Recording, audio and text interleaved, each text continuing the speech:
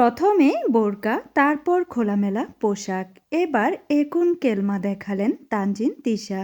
তার রূপ যৌবনে যেন আজ বিপিএল এর মাঠে কেঁপে উঠেছে। হ্যাঁ ভিউয়ার্স, আবারও আলোচনার কেন্দ্রবিন্দুতে উঠে এলেন বাংলা নাট্য জগতের আলোচিত সমালোচিত এই অভিনেত্রী।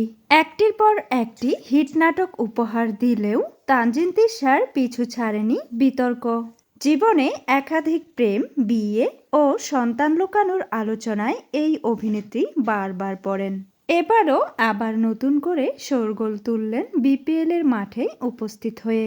প্রত্যক্ষদর্শীদের ভাষ্যমধ্যে প্রথমে তানজিন তিশাকে দেখা যায় খুবই ভদ্র এবং শালীন একটি পোশাকে। পেছন থেকে দেখে অনেকেই বলেছিলেন, ওয়াও, তানজিন তিশা বোরখা পরে এসেছে।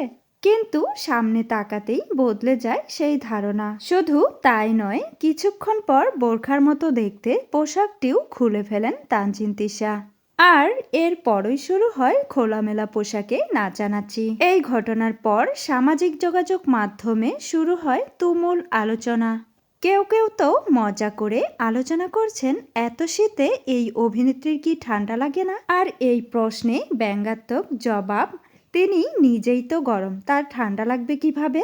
এবং আশেপাশের সবাইকেও গরম করে দিচ্ছে।